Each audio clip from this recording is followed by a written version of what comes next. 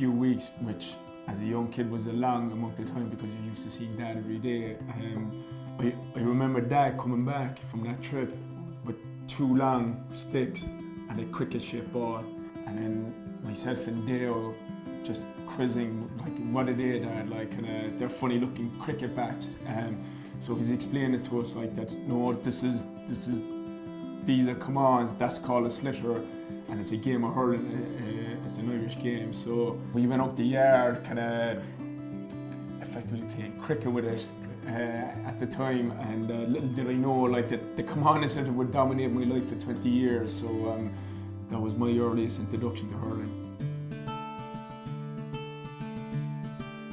So the earliest memories I have when I was a young lad was probably being out the backyard playing with my older sisters, my 2 older sisters, learn how to rise the ball, learn how to strike the ball.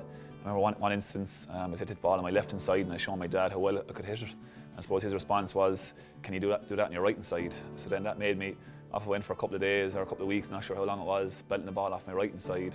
Obviously it was quite slow to start to get used to it, but again that made me actually develop my right hand side and actually became my most favourite side, funnily enough. So that was a good word of encouragement, I suppose, and something another goal set really.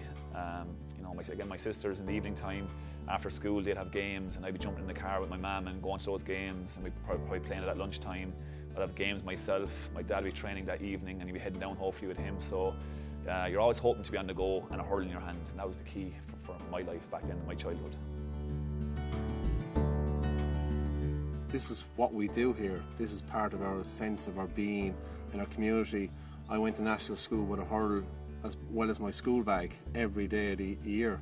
So that was just, it was always part of my being, and it was always something I wanted to be involved with, and hopefully that will continue for a long number of years to come. Well, I think the great thing about this year's Centra campaign, We Are Hurling, is that it's everyone, it's a holistic approach, so not just to have the inter-county or ex-inter-county players being seen. I think the great thing about it is that everyone, all the volunteers who I've spoken about, all the people that are behind the scenes, put in as much effort, and not more sometimes than the players, are rewarded. And I think that's, you know, our local Centra, Billy Carroll, has been very good to this team and been very good to the GA club here. Everybody is a volunteer in the GAA, and I think that's what makes it so unique. I think everybody loves knowing that their part that they're fulfilling is of their own choice, and that the reward that they get for that is just a fulfillment of enjoyment.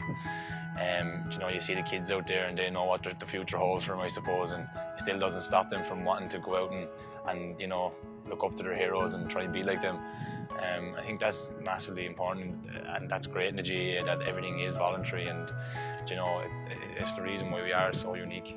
Look, the support of the community behind the team is massive to a club, and you know, sometimes when things ain't going so well for the club, it's always, they're always there for you, you know, and that's what makes a club as well, you know. And it goes as far back, I suppose, as having your groundsmen, I suppose, as well in your club, that have everything ready and in place for you for training nights and game days. You know, them kind of guys do stuff out there that's untold, and I suppose the reward they get from it is just to see us going so well. Every club, there's the volunteer situation, and you have so many people involved, and you have the commissions of all the different clubs, but it's what they do. Say, for example, when this field was being put together, you had all the locals out picking the stones, throwing clay. You have the groundskeeper here all the time, standing on the gate collecting the money, a fellow called Kevin Kennedy who died, a lot of mercy on him last year. And you have people like that, and also when we were playing, we all came back here to the community. We had our functions beyond in the small hall, so the women's skills were very good too. They prepared all the sandwiches and the teas whenever they were required. And in general, it was a total community spirit within this parish, and that's really what made this club, because it's a very, very small parish and nearly every family was involved, and that's really the heart and soul of the area. The community was always important in the GA, and I think it never so more than now. You know, you come to the street here in Ballyhale, unfortunately there's a lot of the pubs are derelict, closed down, the motorway comes by. So what's so important to the community now is the GA and the GA club. So when we come together, years ago it was to the family pub, that's gone now. So hence when you see people now is here in the field, you know, down in the evenings during the week. So the sense of community is even more and more important. and it's amazing what the GAA have created. And places like Ballyhale, we have 6 All-Ireland club titles here, and we basically have just 2 fields of grass and a few goalposts. So I think it's all the volunteers, all the people that come down here, that's what makes the club and the community so special here.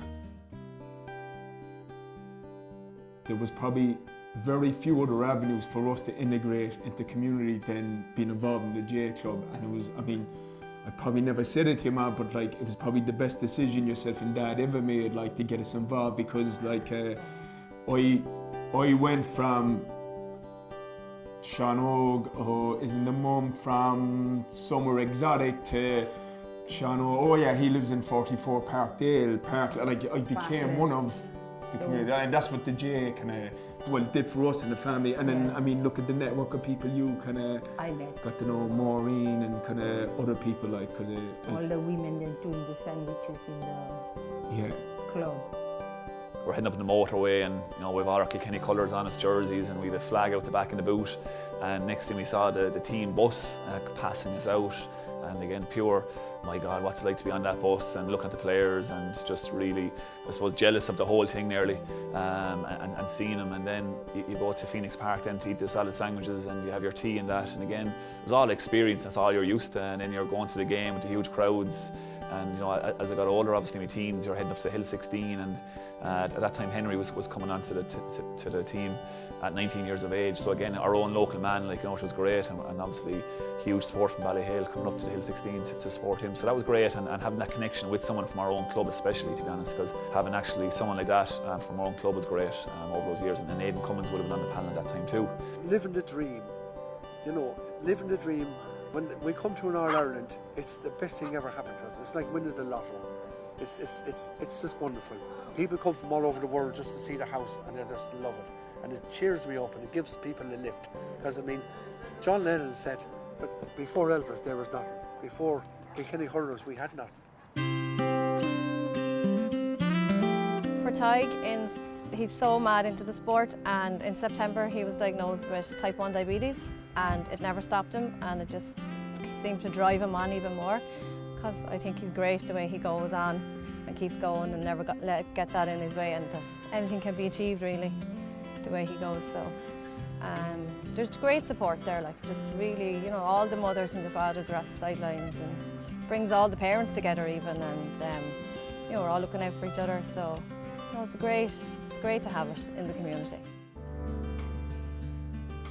For me, the heart and soul of the GAA is our local volunteers. From such an early age, they seem to just drive that spirit into the kids that we so badly need in our local communities. And for me, taking part and being able to just help sponsor in whatever way we can, to drive these clubs on and to raise the spirits of the kids when they put on the new jersey, it just means a lot for me, and to be involved at such a minor level compared to our wonderful volunteers in all our clubs around Limerick. I proudly sponsor the GAA in my local community because, like the local shop, I feel the GAA is at the heart of the community. Centra obviously is very much about the community, the GAA is very much about the community, and I think it's a very good campaign, and it just goes very well together.